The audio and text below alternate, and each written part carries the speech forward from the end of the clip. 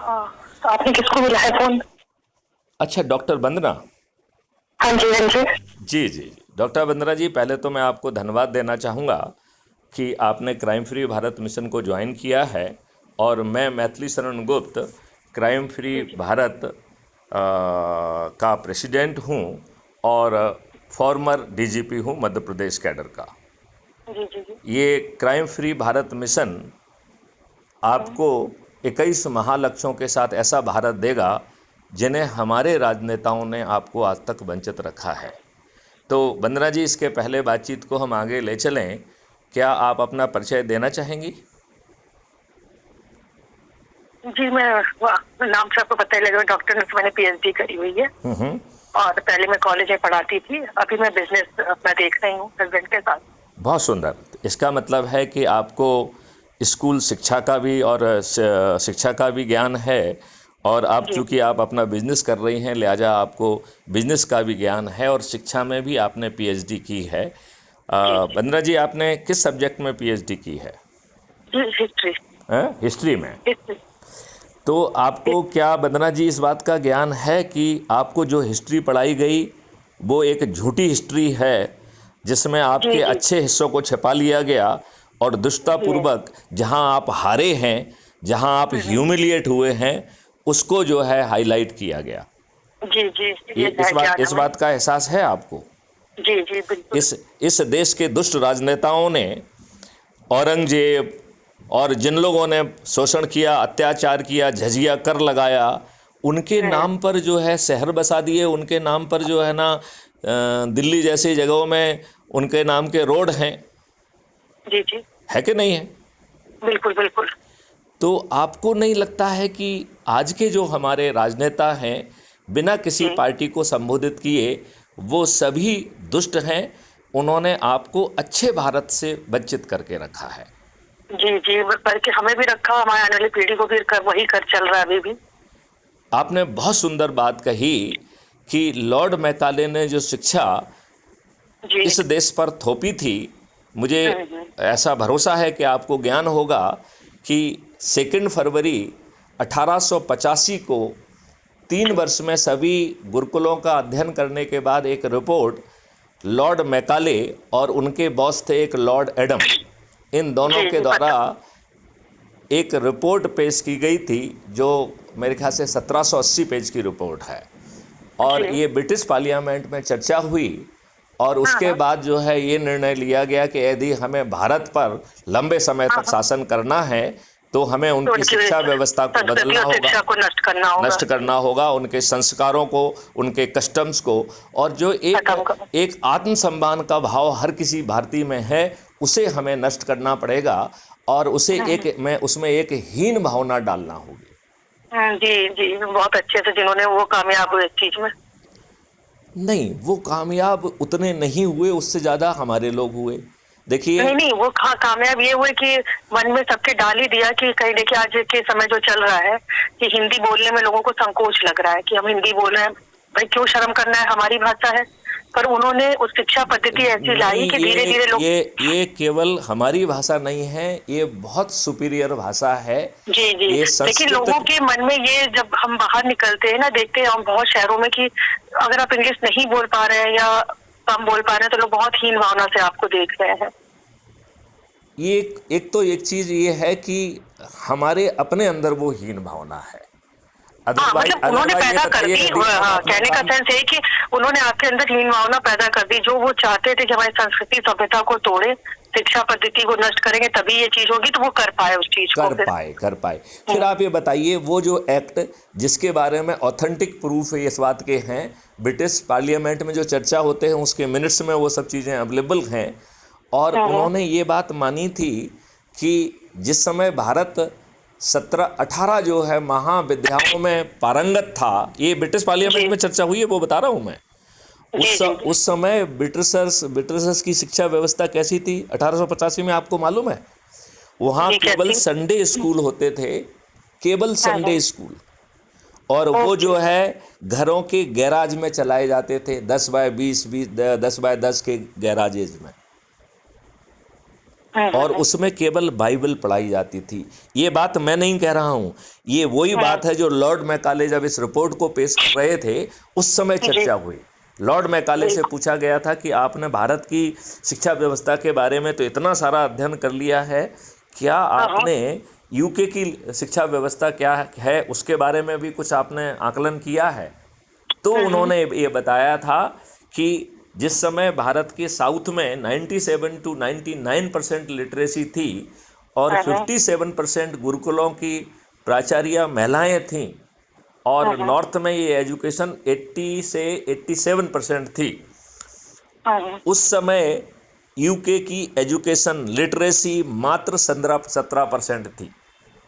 जहां हमारे school colleges विद्यालय महाविद्यालय ताशकंद जैसे नालंदा जैसे थे जो सैकड़ों एकड़ों में फैले हुए थे, जहां पर कि बहुत उच्च कोटि की जो है ना शिक्षा प्राप्त होती थी, जहां पर एडमिशन पाने के लिए लोग जैसे IAS IPS में भी कोचिंग लेते हैं, इन विद्यालयों महाविद्यालयों में एडमिशन के लिए लोग 2-2 3-3 साल कोचिंग लेते थे और ये भारतीय नहीं, ये विदेशी करते थे।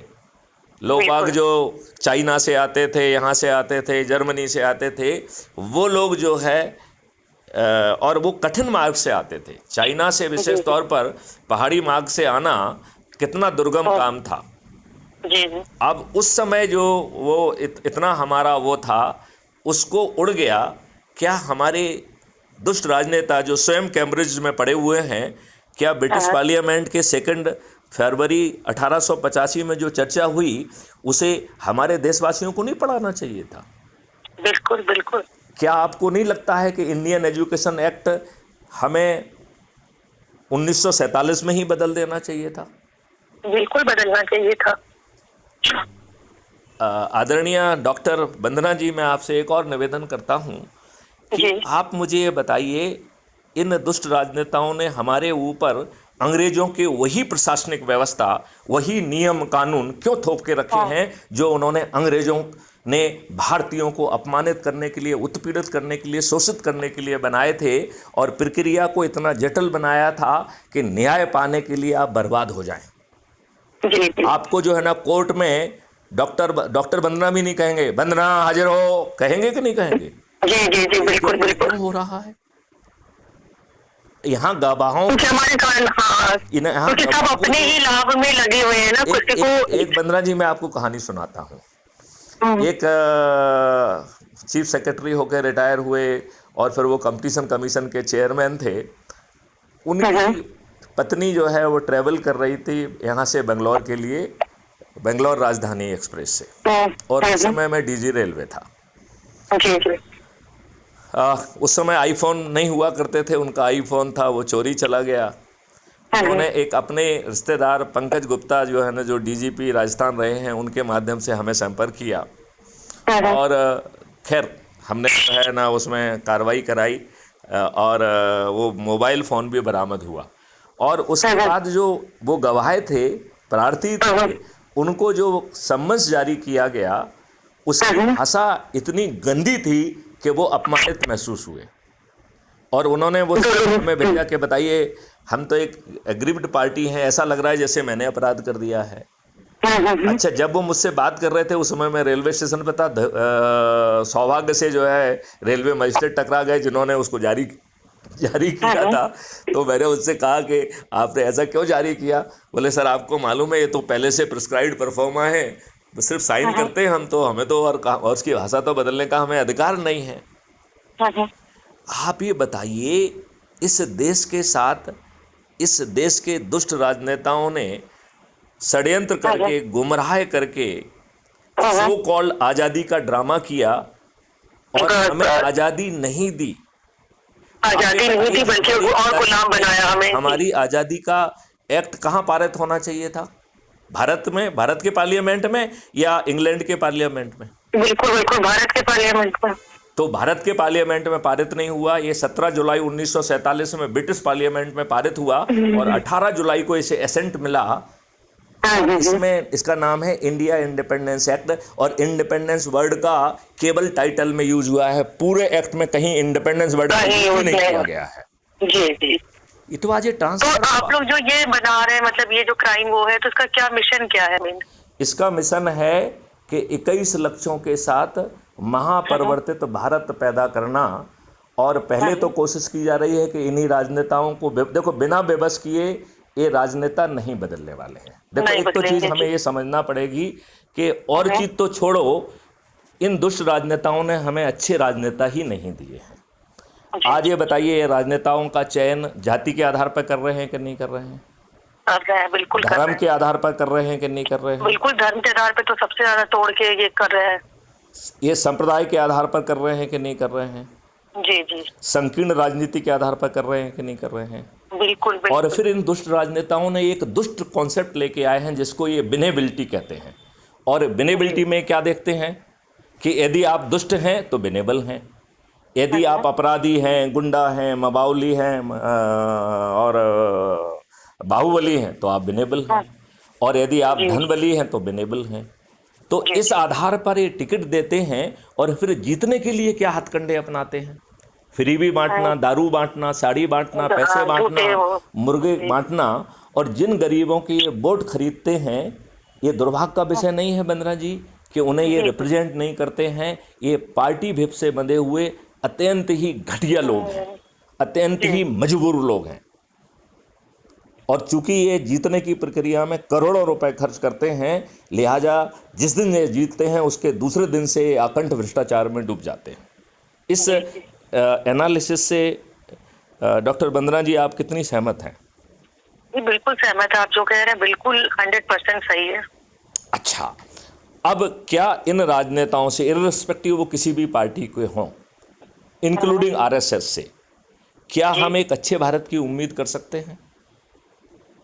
हाँ, कर तो सकते हैं, लेकिन वो कहीं मतलब आप काफी हद तक दे रहे हो कि वो सफल नहीं हो पा रहा जो चाहिए हम लोगों को। नहीं, वो नहीं उनका मिल पा सोच रहा और चिंतन नहीं है। ये बताइए, भाजपा को लोकसभा और राज्यसभा में भी मेजॉरिटी थी, 75 से अधिक ऐसे नियम जो है, कानून जो है कांग्रेस ने बनाए हैं जो भारतीय संविधान के फंडामेंटल राइट के जो है विरुद्ध हैं। और हम जैसे दुष्ट ब्यूरोक्रेट्स ने इन दुष्ट राजनेताओं का साथ दिया। अब आप ये बताइए, जब हमारा संविधान कहता है कि किसी भी तरीके का डिस्क्रिमिनेशन इज प्रोहिबिटेड, है कि नहीं है? जी जी। भारत के कानून और संविधान के तहत हर व्यक्ति बराबर है, ये कहा गया कि नहीं कहा है? बिल्कुल कहा गया। और कई बार उसमें जो है सरकारों पर ये प्रतिबंध लगाया है कि डिस्क्रिमिनेशन करते हुए आप किसी भी कानून को बनाने के लिए बाधित हैं। फिर ये बताइए, हम जैसे दुष्ट ब्यूरोक्रेट्स ने उन्हें ये डिस्क्रिमिनेशन बनाने के 75 एक्ट कैसे बनाने दिए? हमारे लेवल पे इसमें आपत्ति क्यों नहीं हुई? बल्कि हमने उन्हें सपोर्ट किया कि साहब ये तो पॉजिटिव डिस्क्रिमिनेशन है। देखो, पॉजिटिव और नेगेटिव डिस्क्रिमिनेशन कुछ नहीं होता है। It may be positive to someone and negative to others. जी जी। ये बताइए, यही है कि नहीं है? बिल्कुल बिल्कुल सही है। अब आप ये बताइए, जब हमने मुसलमानों को एक पूरा देश दे दिया था तो कम से कम बचे हुए देश में सभी जाति सभी धर्म के लोग बराबर रहते तो अच्छा रहता कि नहीं रहता? बिल्कुल, सबसे बड़ी गलती तो वही हुई कि भारत बटा ये गलती नहीं है वंदना जी, ये दुष्टता है, ये साजिश है। ये वोट बैंक बनाए गए हैं जिसके आधार पर जो है ना, जवाहरलाल नेहरू 17 साल शासन। हमारी गलत हुई ना, भारत का विभाजन हो रहा है और क्यों हो रहा है, कोई मतलब उसका अच्छा समझ आया? वंदना जी इस बात को छोड़ दें, मैं आपको 3 ऑप्शन देता हूं। एक ऑप्शन है क्राइम जो है अच्छे भारत का संकल्प, और एक ऐसा अच्छा भारत जिसमें 21 जो है महालक्ष्य हैं। मैं उनका डॉक्यूमेंट भी आपसे शेयर कर लूँगा। जो ऐप से आप जुड़ी हैं उसके अबाउट कम्युनिटी में जाएंगे तो वो सब डिटेल लिखे हुए हैं। जैसे आप ऐप खोलेंगी ना, उसके ऊपर लेफ्ट साइड में अबाउट कम्युनिटी है।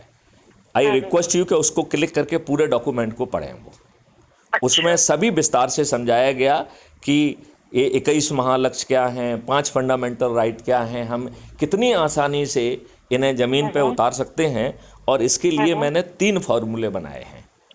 पहला फार्मूला कह रहा है कि यदि आप अच्छे भारत का संकल्प शपथ के साथ लेंगे और 4 छोटे से उपाय कर देंगे तो मैथिली शरण गारंटी ले रहे हैं कि इन्हीं राजनेताओं को बेबस करके हम आपको 10वें दिन से अच्छे भारत की शुरुआत कर देंगे।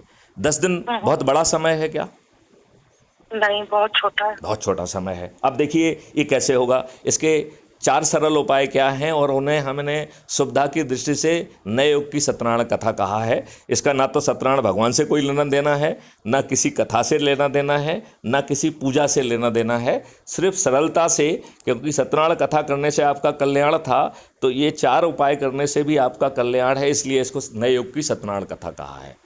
इसमें 4 अध्याय हैं। पहला अध्याय कह रहा है कि आप अपना मोबाइल उठाइए और यूट्यूब चैनल खोलिए और उसमें crime free Bharat mission type करिए। ये Maithili Sharan Gupt, farmer DGP, president, crime free Bharat का चैनल है। इसमें 7,000 से अधिक वीडियो हैं जो ये समझा रहे हैं कि ये देश कैसे बदलेगा। ये बात आप समझ रहे हैं? जी। इसको सब्सक्राइब करना है और एक वीडियो रोज़ देखने का संकल्प लेना है। इतने मात्र से आपको जो है अच्छे भारत मिलने की शुरुआत का एक अध्याय पूरा हो गया। मैं वंदना जी आपसे पूछ रहा हूँ, क्या ये कठिन है? मतलब कठिन तो नहीं कह सकते, लेकिन हाँ, ये इंटरेस्ट ऑफ एरिया पे कि कौन कितना जागरूक है। नहीं, जागरूक छोड़ दीजिए। आपसे कहा जा रहा है अच्छा भारत मिल जाएगा, देने की जिम्मेवारी मैथिली शरण गुप्त की है। ना आपसे चंदा लेंगे, ना आपसे जुलूस निकलवाएंगे, ना आपसे हस्ताक्षर अभियान चलाएंगे, ना कलेक्टर, एसपी, मंत्री, मुख्यमंत्री, प्रधानमंत्री को ज्ञापन देंगे, ना किसी कोर्ट कचहरी में ज्ञापन लगाएंगे, ना हाई कोर्ट सुप्रीम कोर्ट में PIL लगाएंगे, ना जंतर मंतर पर धरना देंगे, ना किसानों जैसा जो है ना चक्का जाम और रेल रोको करेंगे। और 10वें दिन से आपको अच्छे भारत की शुरुआत हो जाएगी। और अच्छे भारत का क्या खाका है वो आप ऐप में जाके देख लीजिए। और ये इसके लिए सभी सोशल मीडिया पे यदि आप crime free Bharat mission search करेंगे तो ये हर जगह पे डिटेल में अवेलेबल है, हर मीडिया पे। तो मैं इतनी सी बात कह रहा हूँ कि क्या हमें अच्छा भारत लेने के संकल्प को में भी बहुत सोचने की ज़रूरत है क्या? नहीं नहीं, बिल्कुल नहीं है। क्या बिना सोचे हम अच्छे भारत का संकल्प ले सकते हैं, जिसमें 21 महालक्ष्यों के साथ आपको महापरिवर्तित व्यवस्थाएं मिल जाएंगी, आपकी प्रशासनिक व्यवस्था मिल जाएगी, ये जो लॉर्ड वाली व्यवस्था है ये ख़त्म हो जाएगी, इवन शासकीय सेवाओं में गुलामी ख़त्म हो जाएगी, उनकी ACR लिखेगा, उनकी ACR वरिष्ठ अधिकारी नहीं लिखेगा। आज जो है लॉर्ड जो है कुछ भी उल्टे सीधे निर्णय ले रहा है और आप थुपे हुए हैं। आज का कानून उन्हें इजाज़त देता है कि वो कहें हमें संदेह है कि वंदना जी कोई संज्ञेय अपराध कर सकती हैं, इस संदेह के आधार पे आपको 151 में अरेस्ट करके जेल भेज दिया जाएगा और वंदना जी आपके पास कोई उपाय नहीं है अपनी जमानत कराने के अलावा। ऐसा कानून क्यों है? ये सब बदलने की ज़रूरत है। क्राइम फ्री भारत का ये भी कहना है कि आपकी शिक्षा व्यवस्था बदल जाएगी, लॉर्ड मैकाले का एक्ट बदल जाएगा और हर किसी को शिक्षा का मौलिक अधिकार होगा और आपकी बेस्ट ऑफ द कैपेबिलिटी आपके कंसल्टेशन में आपको शिक्षा तय दी जाएगी। जो आप चाहती हैं आगे बन के, उसमें कौन सी शिक्षा आपकी सहायक होगी, ये आपके कंसल्टेशन में वो मॉड्यूल्स तय होंगे। और ये तब भी होगा जब आपके खीसे में 5 पैसे नहीं हैं और कोई भी चीज़ फ्री में नहीं मिलेगी। तो जो भी चीज़ आपको दी जाएगी वो आपके कल्प वृक्ष अकाउंट से उतना पैसा ले लिया जाएगा जिसे आपको वापस करना है जब आपको रोज़गार मिल जाएगा, जब आप पैसा कमाने लगेंगे तो आसान किस्तों में अपने आप पड़ जाएगा, क्योंकि बैक एंड में जो है आपका अकाउंट उतना पैसा कल्प वृक्ष को वापस कर देगा। आपको बटन दबाएंगे तो आपके घर पर एक ट्रेंड व्यक्ति पहुंचेगा और आपकी FIR दर्ज हो जाएगी। झूठी FIR दर्ज करना, झूठी गवाही देना, झूठी विवेचना करना, झूठी वकालत करना बहुत बड़े जो है ना संगीन अपराध होंगे और इनको करने वाले जेल में सड़ेंगे। तो चाहे वो पुलिस वाला हो, चाहे वो एडवोकेट हो, चाहे गवाही देने वाला हो या दुष्ट जो है ना व्यक्ति हो जो फंसाने के लिए आपके विरुद्ध झूठी FIR कर रहा है, दबाव बनाने के लिए। आज बताओ कितने केसेस में झूठी FIR दर्ज हो रही है? बिल्कुल हो रही है। पुलिस जो है ना अपने मन से ही झूठे बयान काट के आपके विरुद्ध चालान पेश कर देती है और आप जो है ना अपनी जमानत कराने के लिए बेबस है। जी जी, यही हो रहा है कि नहीं हो रहा है? जी जी, बिल्कुल। क्राइम फ्री भारत कह रहा है आप बटन दबाओगे तो वॉलंटियर पहुंचेगा और आपकी आज की तुलना में 1000 गुना बेहतर FIR दर्ज हो जाएगी। चारों तरफ इतनी टेक्नोलॉजी का उपयोग किया जाएगा जिसमें RFID से लेके, सेंसर से लेके, CCTV से लेके, ड्रोन से लेके हर चीज़ रहेंगे। 21 टेक्नोलॉजीज का यूज होगा और ऐसे साक्ष्यों का संग्रहण संभव होगा जो आज की पुलिस सोच भी नहीं सकती है। और सभी साक्ष्य जो है हैश वैल्यू से लॉक हो जाएंगे तो कोई मैनिपुलेट नहीं कर पाएगा और उसी समय पुलिस के और कोर्ट में पहुंच जाएंगे। 15 दिन के अधिकतम समय में जो है चालान पेश होना सुनिश्चित होगा। फिर अभी आज जैसा आपको कोर्ट कचहरी के चक्कर नहीं लगाना होंगे। एक इसके लिए एक video based trial system develop किया गया है जिसमें आप घर से बैठकर ही जो है अपना वो कर पाएंगे, गवाह भी अपने घर से आ पाएगा टेक्नोलॉजी, और सभी लोग जिनसे कोई रिपोर्ट भी चाहिए वो समय सीमा के अंदर पहुंच जाएगी। और एक जज को केवल एक ही केस करना होगा, क्योंकि जजेज जैसे आज की व्यवस्था जैसे जज नहीं होंगे, ट्रेन करके इम्पैनल लोग जज होंगे। वंदना जी भी कल जज बन सकते हैं, राइट। ये कौन सी बड़ी बात है, ये साक्ष्य हैं, इसमें जो है ना अपराध हुआ है कि नहीं हुआ है यही तो आपको तय करना है। तो अधिकतम 30 दिन में बिना कोर्ट कचहरी के चक्कर लगाए आपको न्याय मिलेगा।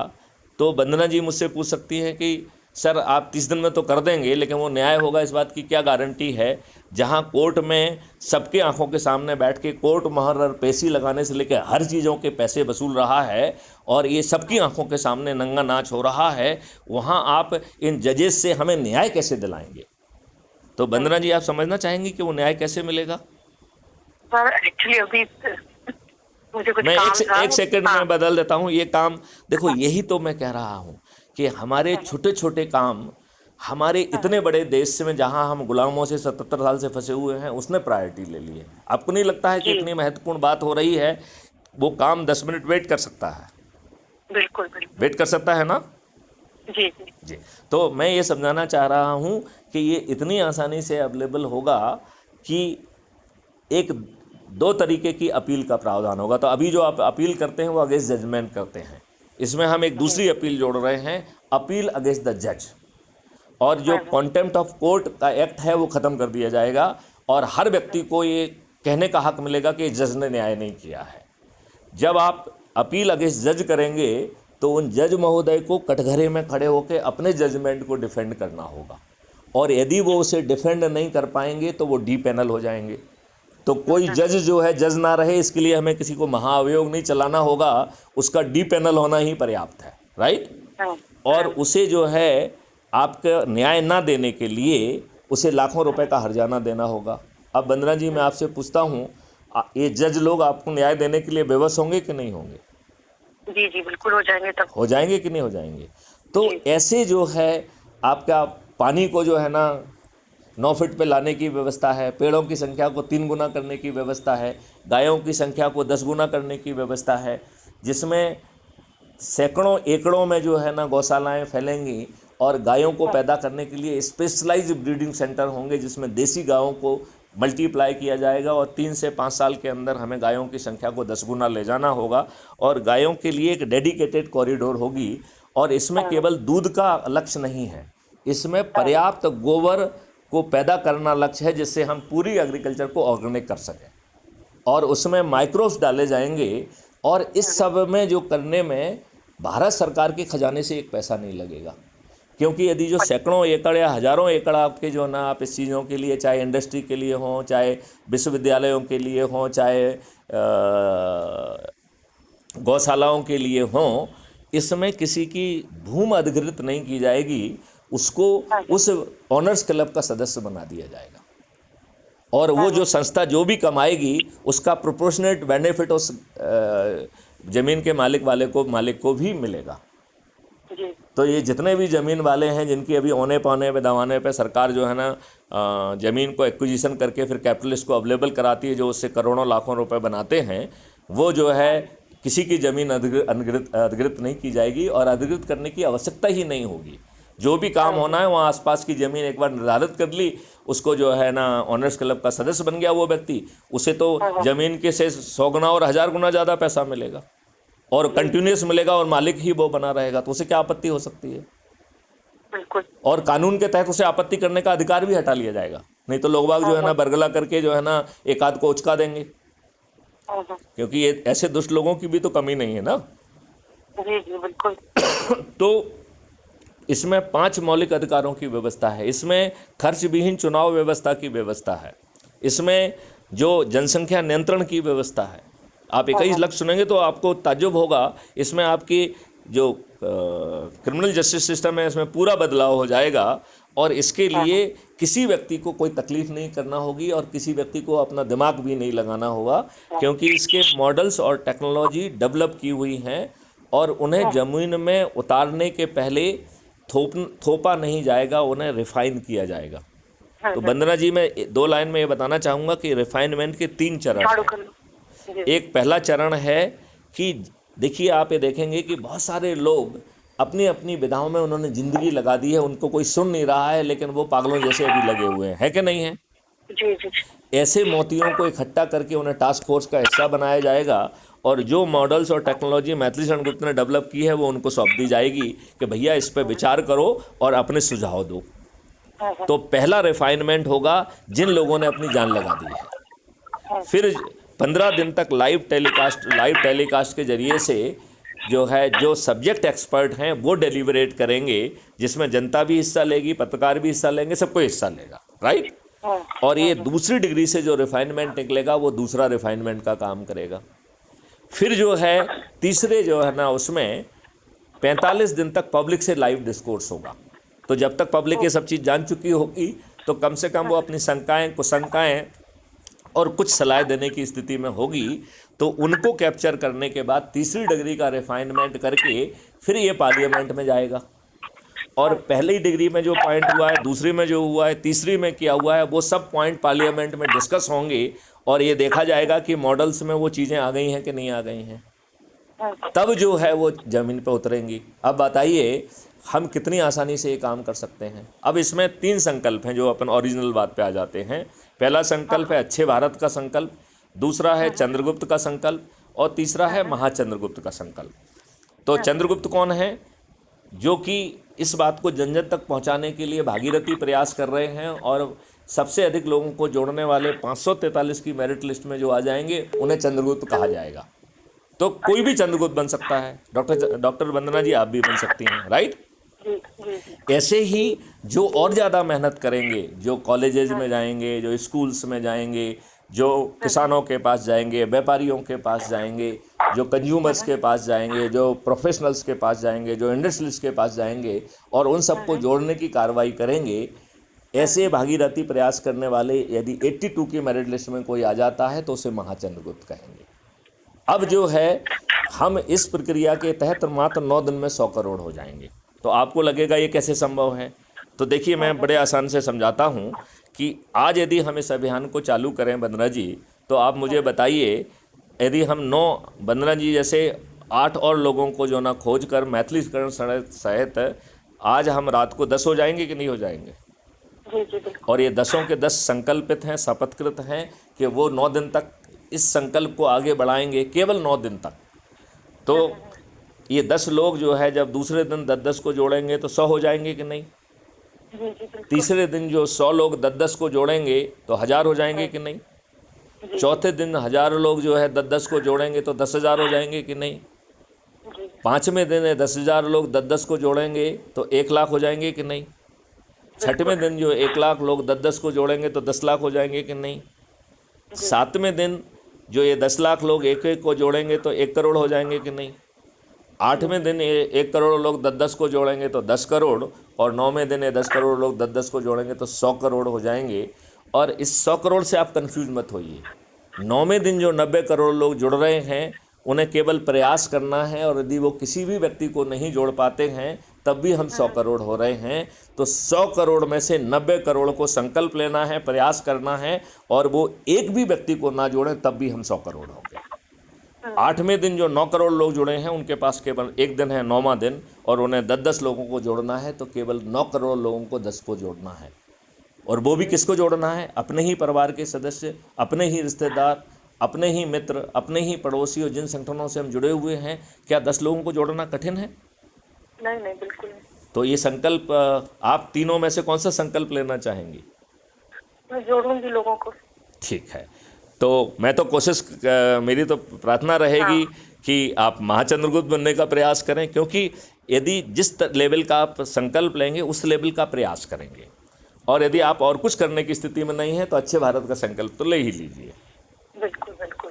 तो अब इस वार्तालाप को हम यहाँ समाप्त कर रहे हैं, और हमारी सभी वार्तालाप रिकॉर्ड होती हैं, और ये लंबी बात करने के पीछे मकसद ये होता है कि ये ऊर्जा के रूप में सभी तक पहुँचे। तो जो भी इस वार्तालाप को सुनेगा उसे ये पूरा कॉन्सेप्ट जानने का मौका मिलेगा, राइट। जी तो राइट। अभी जैसे वंदना जी को मैंने समझाया, कल जो है ना और भी लोग इस वीडियो को देखेंगे तो वो ये समझ पाएंगे कि क्राइम फ्री भारत का कॉन्सेप्ट क्या है कि नहीं। ओके, जी जी बिल्कुल, तो पहले तो यही समझना जरूरी है। आपका देश के नाम क्या संदेश है। आप जो है शिक्षा जगत से जुड़ी हैं, शिक्षा में आपने स्वयं डॉक्टरेट की है, वो भी हिस्ट्री से की है। आपको इस बात की अच्छी तरह से जानकारी है कि आपको गलत इतिहास पढ़ाया गया, लेकिन ये सब लोग आपको बता रहे हैं कि आपके साथ गलत हुआ है, लेकिन अच्छा भारत देने की कोई कोशिश नहीं कर रहा है।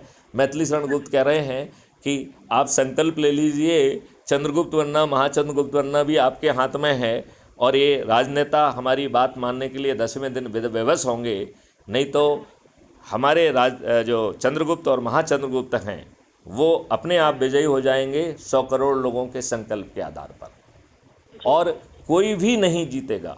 इवन माननीय प्रधानमंत्री नरेंद्र मोदी जी भी हार जाएंगे यदि वो हमारे इसको नहीं अप्रूव करते हैं, क्योंकि माननीय नरेंद्र मोदी जी को भी तो सोचना चाहिए, जब उनके ऊपर एक पैसे का बोझ नहीं आ रहा है, नियम कानून टेक्नोलॉजी कोई दूसरा दे रहा है, रिफाइनमेंट का तरीका भी कोई दूसरा दे रहा है, उल्टा धन का निर्माण हो रहा है। आपकी जो है इकोनॉमी 3 ट्रिलियन से सीधा 500 ट्रिलियन तक पहुंच जाएगी। तब माननीय नरेंद्र मोदी जी यदि सच में देशभक्त हैं तो उन्हें आपत्ति करना चाहिए क्या?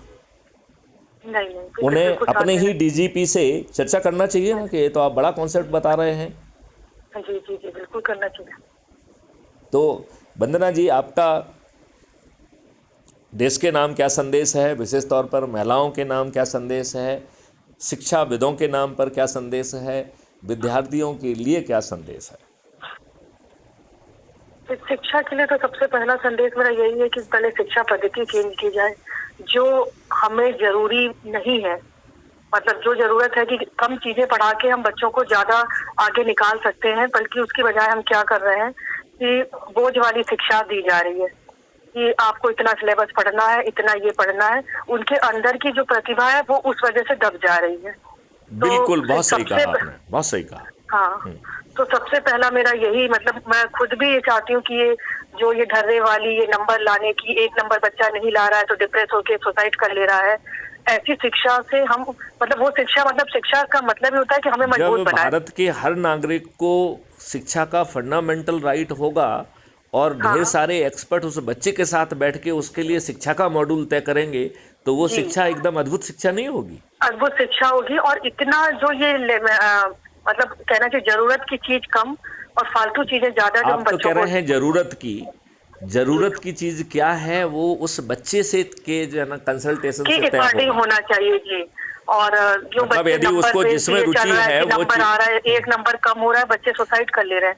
मतलब शिक्षा तो हमें मजबूत बनाने के लिए मिलती है ना। एक मिनट, सुसाइड करने की क्या जरूरत है जब आपको रोजगार का मौलिक अधिकार है? बिल्कुल बिल्कुल, उस तो नंबर के जब आधार पे तो जो आप जो जो पढ़ ले रहा है, हो सकता है जो कम पढ़ पा रहा है वो उससे ज्यादा बड़ा निकल जाए। बिल्कुल निकल ही रहे हैं वो क्योंकि उसे कहते हैं ना, जो दैनिक जीवन को समझ लिया आपने, सभी समस्याओं को हल करने का तरीका समझ लिया, तो वो तो आगे निकलेगा ही निकलेगा। और जो बच्चा सिर्फ नंबर बेस पे चल रहा है कि मुझे इतने नंबर लाना है, और अपना वो अचीवमेंट जो गोल बनाया नहीं पाएगा तो डिप्रेस होके बैठ जाएगा।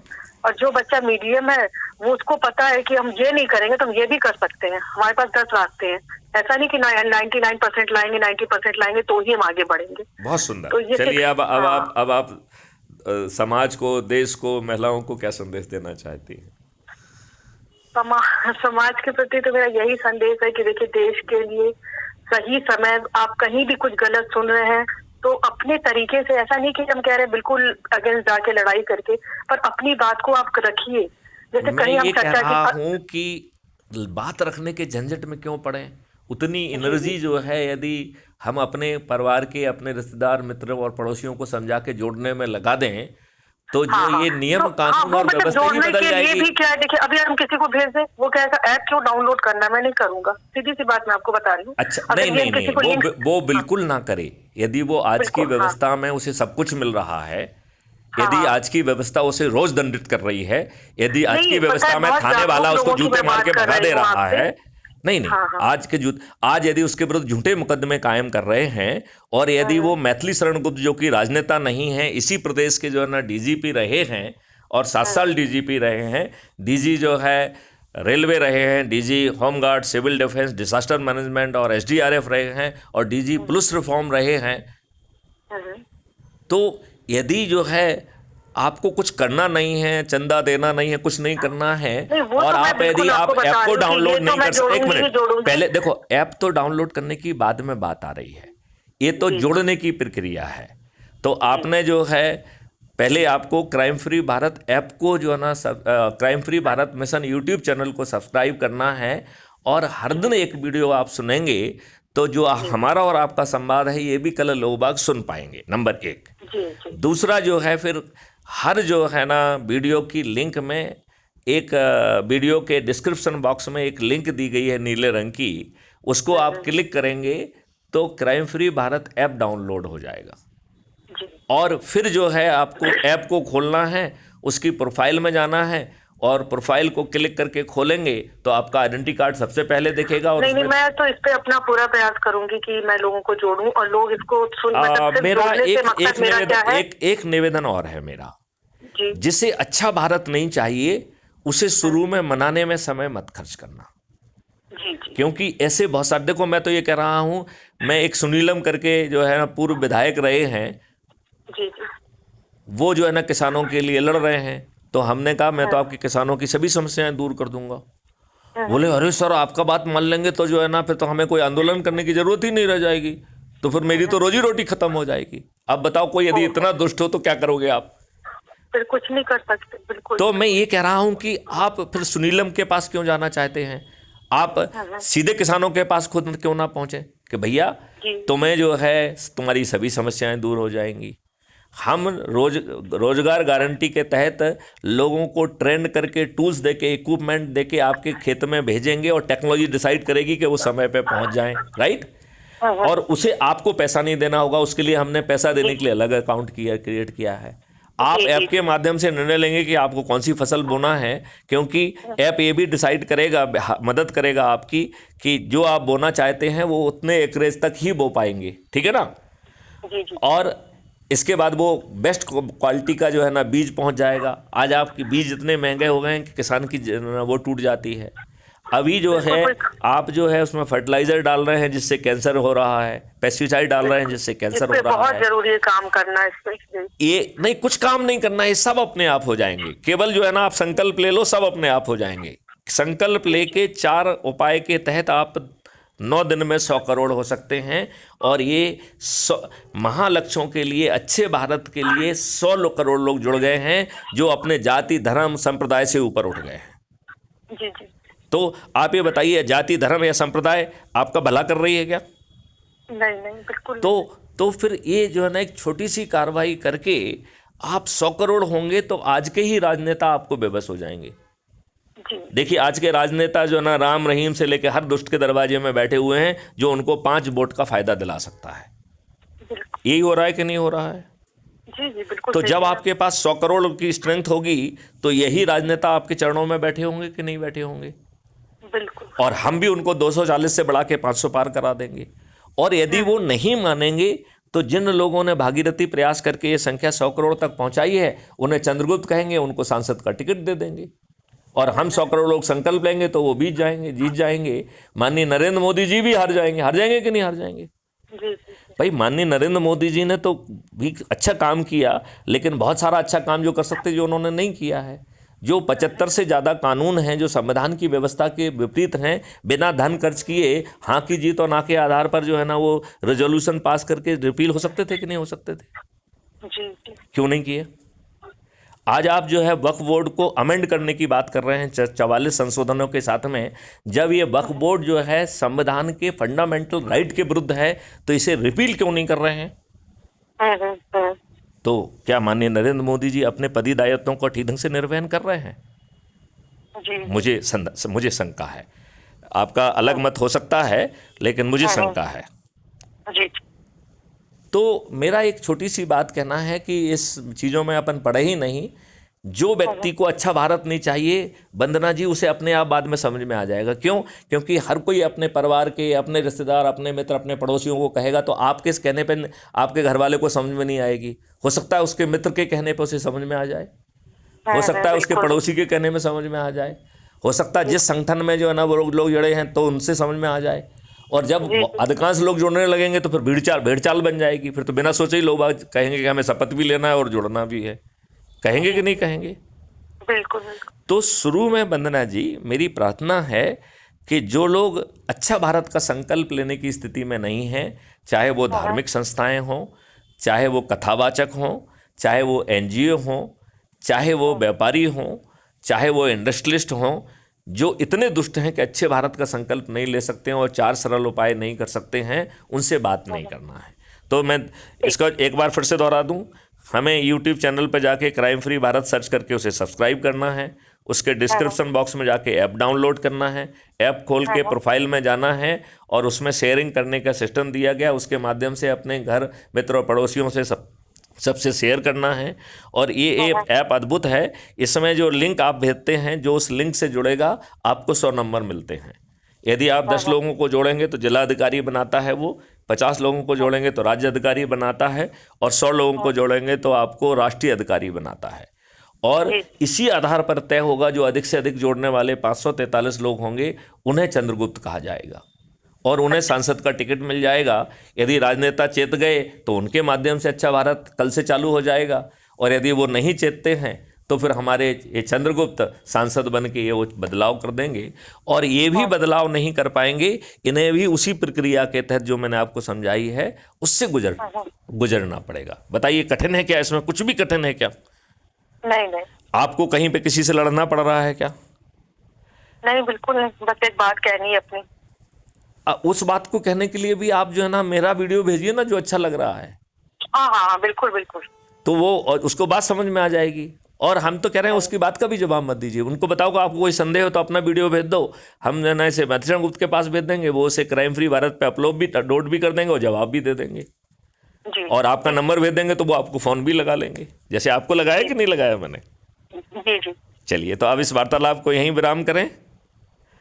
ठीक, धन्यवाद सर। चलिए, जय हिंद, जय भारत, वंदे मातरम, जय गुरुदेव।